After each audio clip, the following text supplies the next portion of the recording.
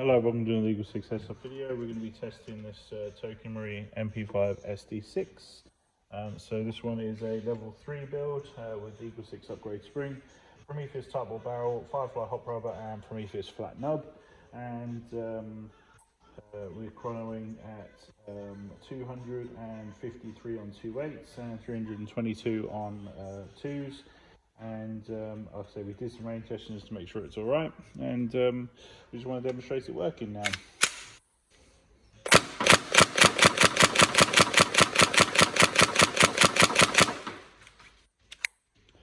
So this FPS, obviously for sort of sub 330 sites, we probably wouldn't recommend going to the heavier ammo, so you want to stick to 2.8s.